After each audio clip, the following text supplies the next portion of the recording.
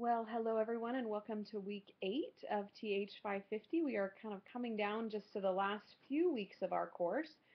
This week we'll be introducing Buddhism, the final religion that we'll be studying this quarter.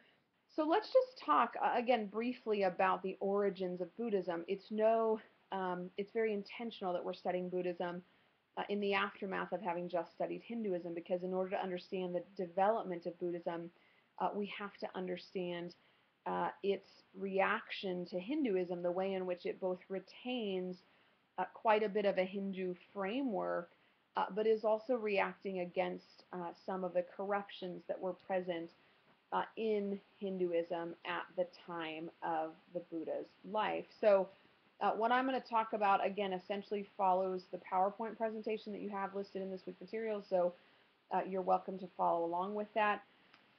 Ludwig says on page 127 that unlike Hinduism, Buddhism is a founded religion. Sacred stories about a particular person and the things he did and said help to provide the foundation of the religion. In that sense, Buddhism is like Judaism, Christianity, and Islam, with the story of the founder at its heart. So you'll remember that when we talked about Hinduism, we had to sort of orient ourselves to a Hindu way of thinking about history and about time. So we talked about the difference between historical or human history and sacred or epic history. So Judaism, Christianity, and Islam all have origins that are deeply rooted in history as we understand it. So, for example, as we know, the life, death, and resurrection of Christ really forms the foundation of Christianity in a way that if someone is to challenge the resurrection, for example, it poses a major threat to the integrity and the coherence of Christianity. Same is true for Judaism, with the Exodus as kind of the founding event of the Jewish people. Obviously, the same is true of Islam with the life of Muhammad. We had to put Hinduism in a completely different category because these kind of epic stories that ground Hinduism go back thousands of years, and there's not really necessarily a claim or even an argument about whether they're actually historical. That's not the lens that Hinduism takes. And so Buddhism is kind of back in the category with Judaism, Christianity, and Islam, where the historical life of the Buddha and his teachings and his own journey serves as the foundation of Buddhism. The Buddha lived in northeastern India in the 6th century BCE, at the same time when fellow sages were composing the Upanishads and thus helping to create Hinduism. So again, as we're going to see, Buddhism really develops out of Hinduism as in some ways a reaction to Hinduism, but it's important to see that chronologically, Hinduism is sort of still undergoing this ongoing source of development even as Buddhism is kind of emerging out of it. So in order to understand Buddhism, we must understand its relationship to Hinduism, which was the prevailing religion in India during the Buddha's life. Buddhism both draws its lifeblood from Hinduism, but is also a strong reaction against what's perceived to be Hinduism's corruptions at the time. And one way for us to think about this is to think about the Protestant Reformation. So Martin Luther did not seek to completely offload Christianity, but he saw some serious deficiencies and corruptions in the Catholic Church in his day, and he sought to reform those and ended up sort of creating a religious system that in some ways rivals Catholicism, but still is kind of based upon most of the same central framework, but he sees himself as kind of bringing a correction to that framework, and this is very similar to that. So in order to understand this development of Buddhism out of Hinduism, I want to frame our discussion by the thought of Houston Smith, who's another theologian of the religions, and what he identifies as 6 elements that seem to be present in every religion. So those 6 elements are authority, ritual, speculation or asking the big questions of life, tradition, grace, which is not necessarily a Christian understanding of grace, but rather just the overarching belief that somehow reality is on our side, that we will not ultimately be overcome by darkness, but that the universe kind of leans in our favor. And finally, mystery, which is kind of that noumenal, inexplicable, kind of untouchable element of world religions, of the world religions. So again, Houston Smith says that these are essentially present in every religion, and he uses it as a frame for understanding Hinduism's corruptions and the way in which Buddhism is a reaction to those corruptions. So let's just talk through those six elements and how Hinduism had become corrupt in those areas. So in terms of religious authority, the Brahmin class, which if you remember is kind of the religious caste or class within Hinduism, whose main responsibility in life is to basically take care of the religious needs of the people and to oversee the ritual life of the Hindu community. So the Brahmin class had essentially disengaged from the rest of society, become kind of a class unto itself, and the religious disparity between the castes became unbridgeable. So if you think about the Brahmin class, their main responsibility is serving the religious needs of the people. Once they sort of disengaged and kind of ascended to a level much above the rest of the people, then the rest of the society is kind of left without any sort of spiritual or religious leadership.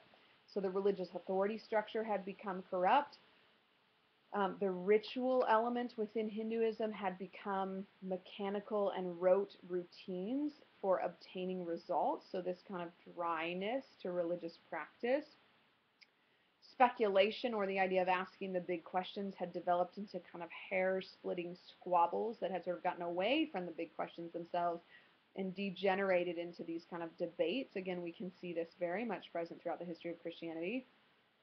Tradition had become a dead weight and was linguistically inaccessible to the masses. So Sanskrit had become a holy tongue of sorts, which was not the language that was understood by many of the people. And so again, parallel to the Protestant Reformation and Martin Luther, who one of his big driving points, of course, is getting the liturgy into the vernacular of the people.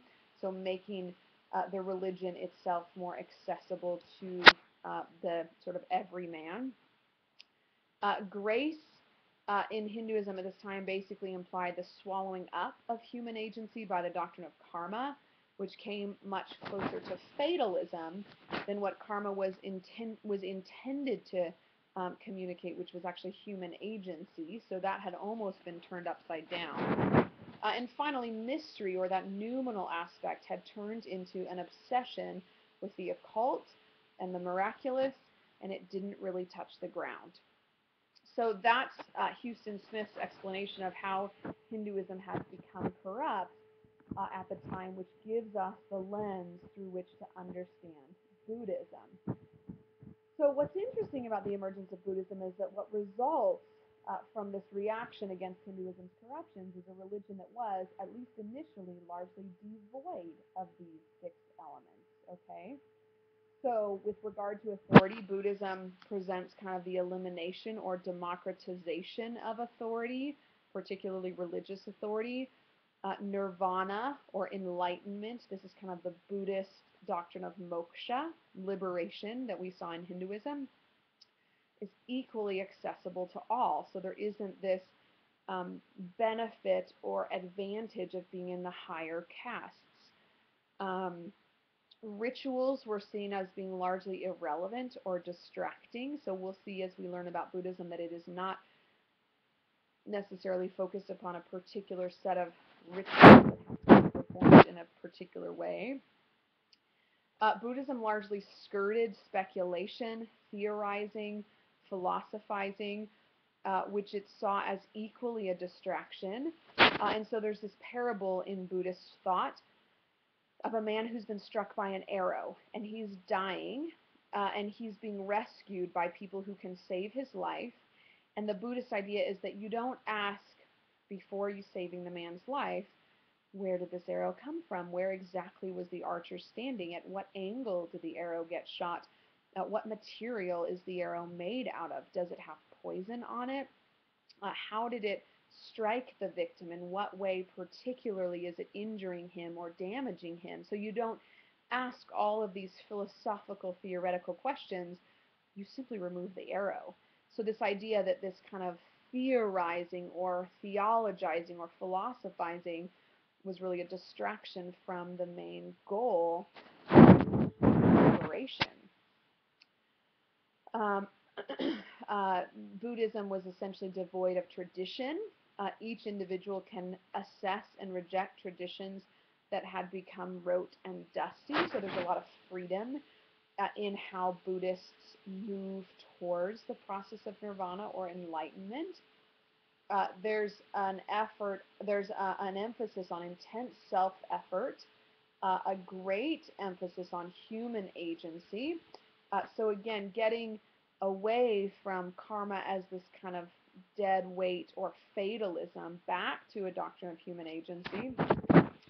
And finally, Buddhism is devoid, for the most part, of any sort of doctrine of the supernatural. So this element of mystery is largely lacking in Buddhism, which is why you get debate about whether Buddhism is even properly categorized as a religion, because there isn't a particular theology or doctrine of God that is implicit in Buddhist philosophy or Buddhist way of life.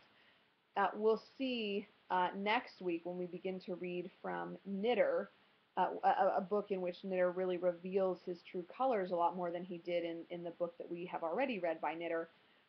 This aspect of Buddhism, that it's devoid of any sort of doctrine of God, is really one of the things that makes it conducive to becoming fused with other religious systems, in this case Christianity, when we talk about Knitter next week. So again, Buddhism reacting against the corruption that is present in Hinduism with regard to these 6 key elements ends up developing into a religion that is largely devoid of those 6 elements, which is interesting to note. So let's just talk briefly about the key events in the Buddha's life, which you will learn a lot more about in the BBC documentary. He is born into royalty, so he is a prince in the kind of royal ruling class in India at the time. And he always kind of struggled with that. And even the fact that he's struggling with that shows that there's kind of already this pushback to the Hindu idea of the caste system and one's dharma or one's social responsibility according to their caste. So he's already not totally comfortable with his princely life, and so he's always seeking opportunities to sort of break away from that. And his father is, of course, trying to limit his exposure to the outside world. And so the story goes that he goes on a ride one day and encounters what's called the 4 sights. So the first thing that he encounters is an old, aging, decrepit man, and he has to confront the reality of aging. The second thing he encounters is a diseased man, and he has to confront the reality of disease and illness. The third thing that he confronts is a dead man, and he has to confront the reality of death. And then finally he confronts a hermit monk, which for him is like this glimmer of an alternate way of life that for him is very appealing and more kind of meaningful and contemplative than the princely life into which he has been born. And so he ends up undergoing what's called the Great Renunciation. So he was a prince, he had taken a wife, he had had a son, his father was trying to keep him in this royal kind of way of life, and he ends up leaving all of that behind, leaving his family, which is a difficult part about the founding of Buddhism. He leaves his family, he leaves the palace, he puts on beggar's clothes, and he kind of escapes to a life of contemplation and a life seeking enlightenment and meaning, rather than the life of royalty into which he was born. So just an interesting comment from Ludwig on page 130. Unlike Christianity's founder Jesus, who was born in poverty, Siddhartha, who's the Buddha, was born and grew up in riches, luxury, and power. But it is precisely these things which all humans strive for that keep us from seeing the real nature of human existence. When Siddhartha did finally see human existence as it really is, stripped of the veneer of luxury and pleasure, he realized that the princely life was an illusion, and he cast it aside going forth to search for truth as a forest monk. So again, and this will lead us into the Buddhist concept of the middle way, but unlike Jesus, he is born into royalty and sort of power and luxury, and he leaves those things behind to go seek a more fulfilling and meaningful life. So the next slide is explaining kind of what the middle way is, which ends up being a key touchstone of Buddhism.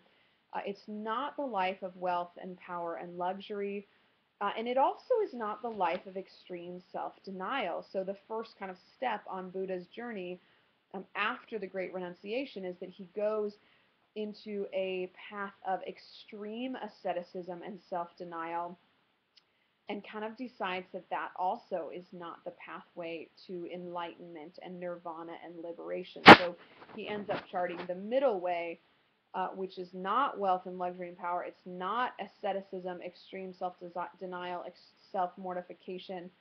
It's something in between those two paths. So this is, again, just a kind of quick overview of Buddhism. Buddha ends up kind of developing and teaching what's called the Four Noble Truths. So the first noble truth is that of suffering, that all of life is suffering, anxiety, and unsatisfactoriness that we're kind of stuck in. Think about the Hindu doctrine of samsara, which is, this is very clearly developed out of that. The second truth, the second noble truth gets at the origin of this suffering that characterizes all of life, which is our desire or craving or worldly attachments. The third noble truth is how do we get past this suffering, and it is to overcome those desires or those cravings or the attachments that we have to the world. And then finally, the path of how to overcome desire or craving, which is the Noble Eightfold Path, which is kind of the central road to religious enlightenment in Buddhism. And you can see the steps of that path in the PowerPoint presentation. And you also have a handout either this week or next week that details the Noble Eightfold Path. And so it's important to note that Buddhism retains the Indian view of life as samsara, as a series of deaths and rebirths that is caused by karma. So again, we see Buddhism developing out of Hinduism, but in many ways retaining a Hindu framework and worldview, samsara, or this idea that all of life is this kind of cycle of suffering that we're caught up in, is very much embedded in Buddhism as well. And what in Hinduism is moksha, the goal of liberation from samsara, in Buddhism is nirvana, the goal of enlightenment. Okay, and again, the Noble Eightfold Path is the pathway to achieving enlightenment based upon the Four Noble Truths, which are kind of the grounding reality of human life and existence. So that is just a basic overview of Hinduism, a Hindu worldview, the life of the Buddha and the way in which it founds Buddhism as a religion. So again, just giving us an overview, the BBC documentary this week will give you more of a sense of the details of the Buddha's life. And next week we'll focus a little bit more on what Buddhist practice looks like on the ground, and we'll get the chance to hear from a Buddhist monk describing the practices of Buddhism and the goal of those practices. And also next week we'll begin to read again the Paul Knitter book, which is Knitter showing his true colors much more than he does in the book that we have already read, that gives us a lot to wrestle with about to what extent can Buddhism be integrated into another religious worldview, in this case Christianity. So that's it for this week. Again, our forum post has to do with your research paper, giving you an opportunity to get some feedback from myself and your classmates on your potential topic. And I look forward to seeing you all on the forum.